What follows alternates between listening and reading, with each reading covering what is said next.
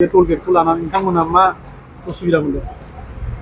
गिबियावनो जोंनि बड'लेण्ड बुब्लिनि निउस पर्टेलनि आरो रायजोनि निउस पर्टेलनि नोंथांमोननिसिम गाहाम हामलायथिखौ जासिग्रोदों।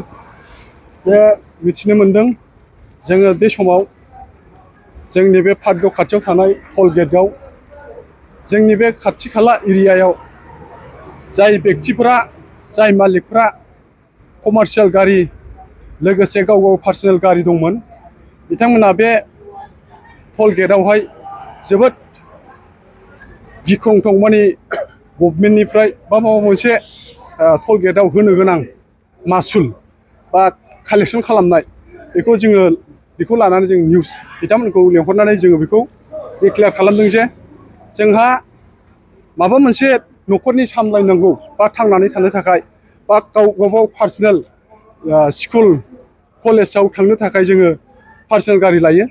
दा बेवहाय जोङो थांनायनि फैनायनि सानसेयाव खेबब्रै खेबबा गाहाम जों जायो। अब्ला जोङो थांनायनि फैनायनि सानफ्रोमबो जुदि जोङो बिदि कालेक्सन बा दिनै टोलगेटखौ होनो गोनां जायोबा जों इयुन संसाराव माबोरै सामलायलांगोन बेखौ जोङो लानानै जों खुद्रिखांदों आरो इयुनाव जोङो बेखौनो हास्थायदों जोंनि बे थाखानाय लकेलनि मानगोनां जाय जोंनि दैदेनगिरि बिथांमोन लोगोसे जोंनिनो MCLA बा MLA बिथांमोन दं। बिथांमोना जाहाथे जोंनि बे थासारिखौ जोंनि बे टोलगेटआव होनो गोनां मासुलफोरखौ जाहाथे रायज्लायनायनि गेजेरजों समाधान खालामफैयो। बेनि थाखाय जोङो जोंनि क'क्राझार रुपनार एस'सियेसननि लोगोसे सेरफांगुरि एस'सियेसन लोगोसे गसाइगावनि एस'सियेसन लोगोसे जोङो डाइरेक्ट जोङो बङाइगाव थांनाय एस'सियेसन साफ्रोमबो जोङो मालिक आरो ड्राइभार बिथांमोननो दंफैजोबो। जाहाथे जोंनि डिमान्ड जोंनि सावरायनांगौ गोबां हाबाफारिखौ जाहाथे जोंखौ लानानै सावरायलायो सावरायनायनि गेजेरजों समाधानखौ खालामो जों बेखौ मिजिंथिदों आरो नङाब्ला जेनेबा जिबायदि नोंसोर टेक्सआव उसुबिदा मोनदों नोंथांमोना बे टेक्सखौ फ्रि जाजानायखौ लुगैयोना ना माबा मोनसे नोंथांमोना डिमान्ड फ्रिखौथ' लुगैखायो। बे जोंनि माखासे लिडारफोरनि सायाव जोङो बेखौ सावरायलायगोन इयुनाव मा डिसिसना फैयो।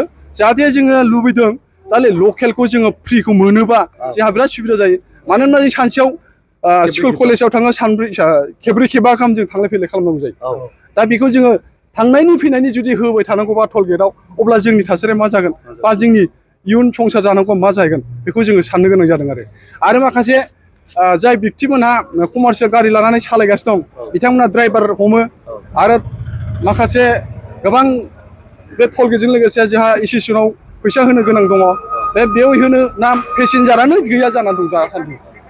लोगोसे जोंहा दा ओरैबायदि जायो फरायनाय गथ'फोरखौ जोङो सोरबा प्राइभेटाव हगारनाय सोरबा स्कुल कलेज गभर्नमेन्टआव हगारनाय बिथांमोनाबो बिराद गोब्राब थासारियाव दंथ'यो आरो दानि बे थासारिखौ नायोब्ला ओंखायनो जोङो लकेलनि MLA MCLA गासिबो जाहाथे DC SP बिथांमोनहा जा जोंनि खुंथाय गोहोआव थानाय बिथांमोना ज' जानानै जोंनि बे सलुसनखौ खालामफैयो बेखौ जोङो गुरै खावलायनाय जाहैबाय। नोंथांमोना बे टोलगेटनि रायज्लायगोन ना रायज्लायाखै?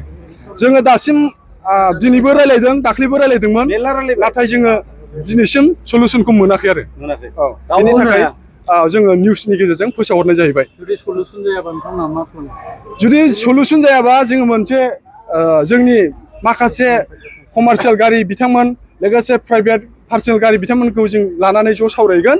सावरायनायनि गेजेरजों जुदि मोनसेबो समाधान जायाबा जोङो फैगौ इलेक्सननि थाखाय जोङो बेखौ माबा मोनसे जोङो सावरायनायनि गेजेरजों डिसिसन लागोन होननानै जोङो फोसावखानाय जाहैबाय। गोजोनथों।